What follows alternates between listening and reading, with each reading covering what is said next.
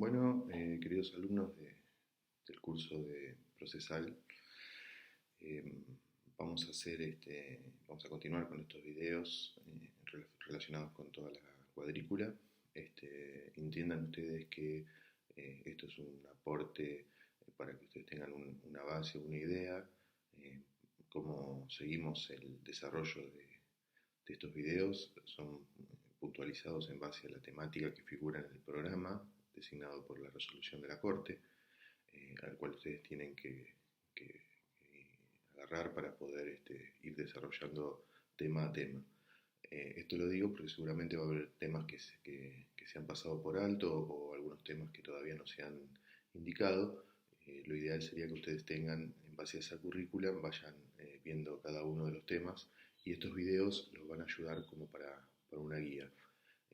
Esto quiere decir que también hay que completarlo con material que ya les fuimos mandando a los grupos que tenemos tanto de WhatsApp como de otros medios.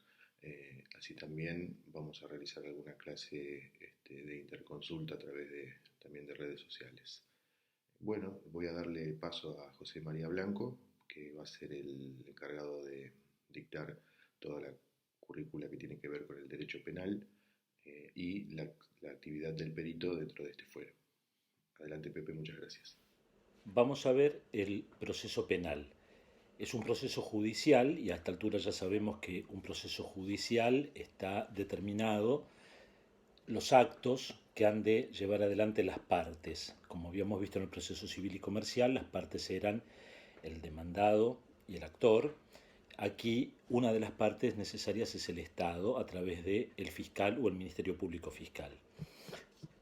Un proceso penal se inicia a partir de la existencia de un delito.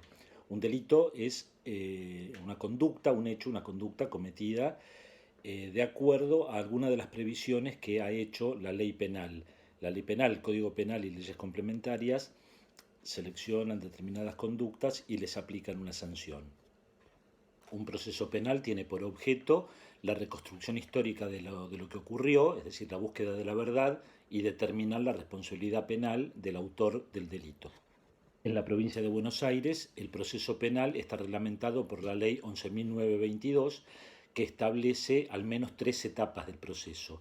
Una primera etapa de investigación, que es la instrucción, y se materializa en lo que llamamos IPP, que es Investigación Penal Preparatoria. La IPP es entonces el conjunto de actuaciones, es como una carpetita, un expediente, o a lo que llamamos causa.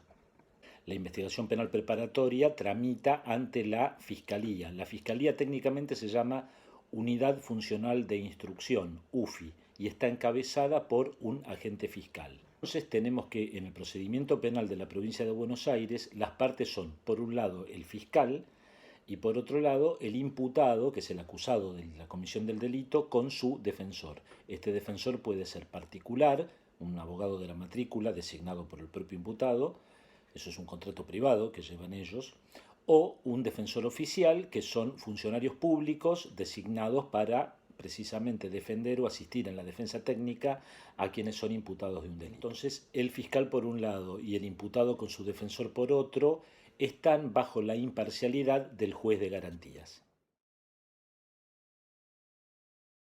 El requisito para ser perito es contar con título habilitante tratándose de una profesión reglamentada como lo es, por ejemplo, la medicina.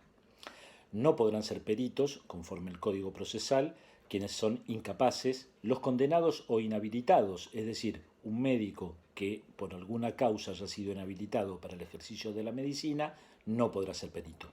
Tampoco podrán ser peritos quienes hayan citados como testigos en la causa o los que deban o puedan abstenerse de declarar.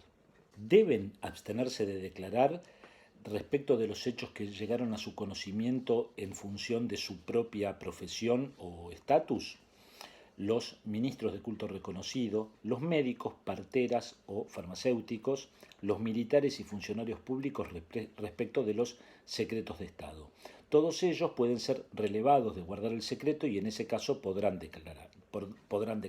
Otros, en cambio, tienen la facultad de abstenerse a declarar. Pueden abstenerse de declarar en contra del imputado los parientes hasta el tercer grado de consanguinidad, estos son los tíos, los tutores, guardadores o pupilos, salvo que sean denunciantes o particular damnificado en la causa.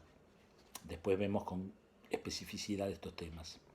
Un perito debe excusarse de participar en la causa, de intervenir en la causa, cuando advierte que está inmerso en alguna de las causales que vamos a ver a continuación.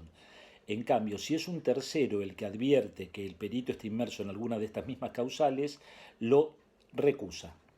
Las causales de excusación y recusación que prevé el Código son las mismas que para los jueces y consisten en haber intervenido en el proceso como funcionario del Ministerio Público Fiscal o como defensor o como denunciante, particular damnificado o querellante en ese proceso. Esto lo vamos a ver con detalle a continuación.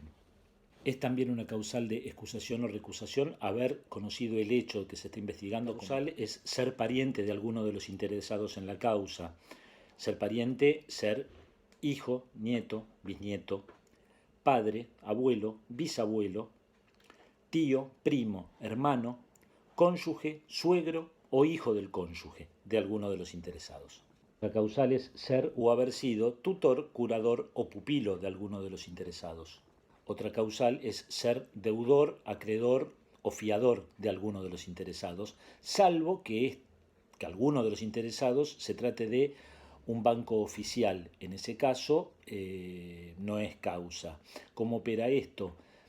Del siguiente modo, a modo de ejemplo. Una causa puede tramitar a fin de investigar un hecho de defraudación en perjuicio del Banco Provincia. A mí me citan como perito contable para determinar algo relativo a esa defraudación. Y resulta que yo soy deudor del Banco Provincia porque oportunamente tomé un crédito hipotecario con esa entidad financiera. Eso no me inhabilita a participar como perito en la causa, por más que el Banco Provincia esté interesado, porque se trata de un banco oficial. Si el perito, su cónyuge o alguna persona que viva a su cargo ha recibido algún beneficio importante por parte de alguno de los interesados en la causa, eso también es causal de recusación o excusación.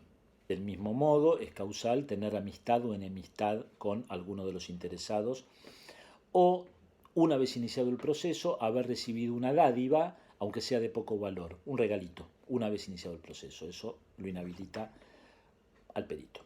Finalmente, es causal de recusación o excusación genéricamente, dice el Código, que media en circunstancias graves que afecten la imparcialidad del perito, que es en última instancia lo que se pretende. Se hizo mucha referencia a los interesados en la causa. El artículo 48 del Código establece quiénes son concretamente los interesados en la causa, y ellos son el imputado, que es el acusado del delito, la víctima, el particular damnificado, el actor civil, el civilmente demandado y el citado en garantía. El perito es designado por el fiscal y está obligado a aceptar el cargo para el que fue designado dentro del tercer día de la notificación. La aceptación de cargo se hace presentando un escrito en la mesa de entradas de la UFI, en donde tramita la IPP en la que fue designado perito. El perito se presenta con un escrito que va a tener un encabezado que va a decir, como ya vimos en tercera persona, perito se presenta o acepta cargo de perito. El encabezado con su nombre, apellido, profesión, especialidad, los datos impositivos, quit, el número de ingresos brutos, condición frente al IVA y el número de legajo previsional. Si no asiste a aceptar el cargo dentro del tercer día de notificado de la designación, está facultado el fiscal a hacerlo comparecer por la fuerza pública, es decir, le manda un patrullero de la policía para que lo lleve a la fiscalía, o lo puede arrestar hasta por 2 días. Si persiste en estos 2 días de arresto en la negativa de aceptar el cargo, se lo puede procesar por el delito de desobediencia, previsto en el artículo 239 del Código Penal. Este particularmente es un delito que está bastante de moda en estos días, de aislamiento social obligatorio. Es el delito en el que incurren aquellas personas que no cumplen con el aislamiento.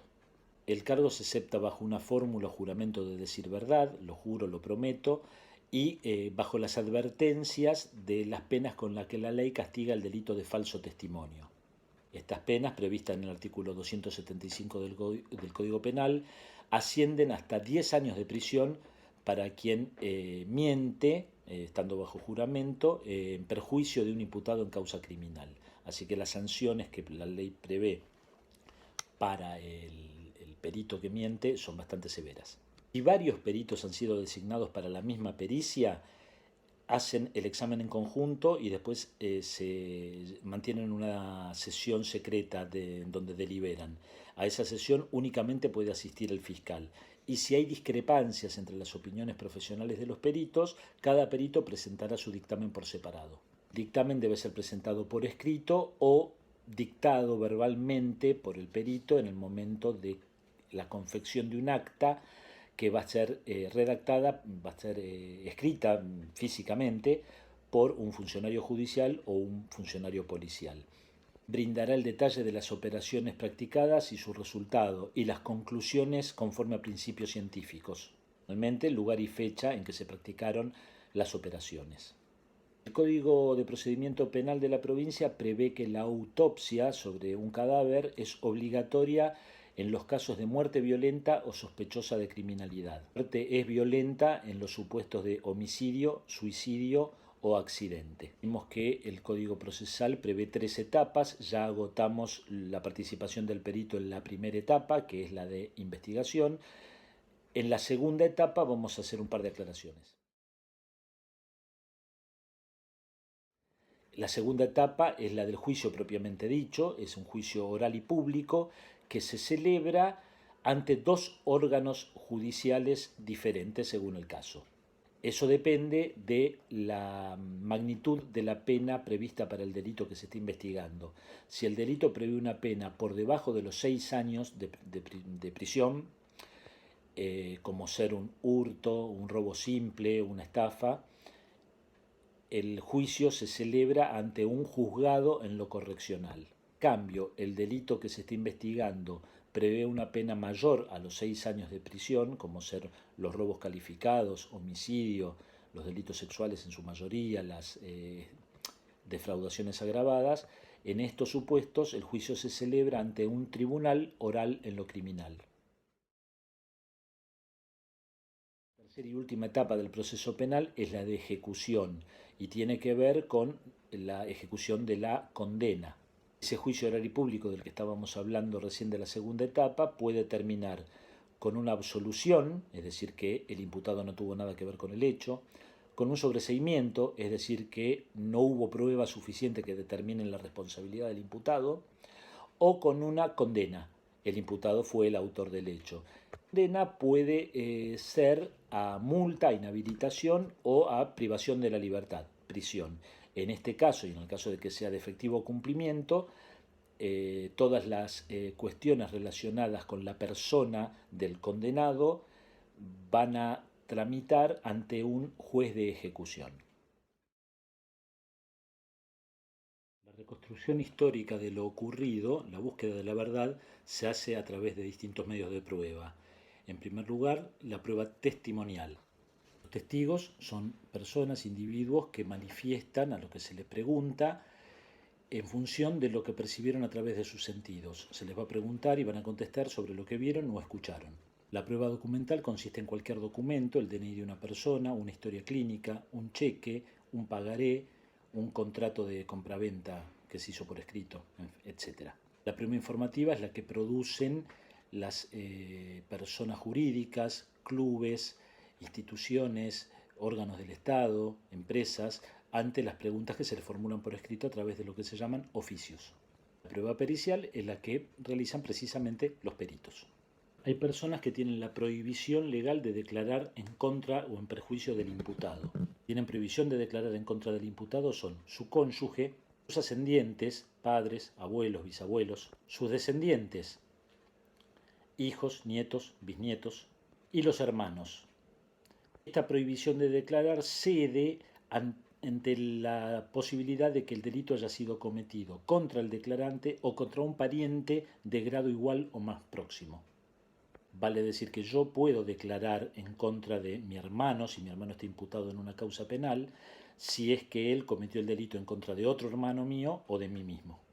El ejemplo que tomamos es el de un accidente de tránsito en el cual un colectivo en servicio me embiste en mi automóvil y me causa lesiones. En esa causa, en donde se investiga el delito de lesiones culposas, el chofer del colectivo es el imputado o acusado. Yo, el lesionado, soy la víctima y además puedo constituirme como particular damnificado. Este es un rol procesal que me permite acceder a ciertos beneficios o potestades que la ley me otorga en esa calidad de particular damnificado. Hasta acá lo que estoy pretendiendo es que la justicia penal, el Estado, castigue al chofer por haber cometido el delito, es decir, que lo inhabilite para manejar o lo meta preso. Pero también puedo pedir un resarcimiento económico sin acudir a la vía civil y comercial por daños y perjuicios. Inicio una acción civil en el propio expediente penal. De ese modo me constituyo en actor civil.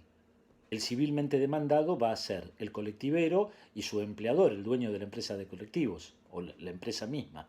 A su vez, pueden citar en garantía a la aseguradora. Entonces, nuevamente, los interesados en una causa son el imputado, la víctima, el particular damnificado, el actor civil, el civilmente demandado y el citado en garantía.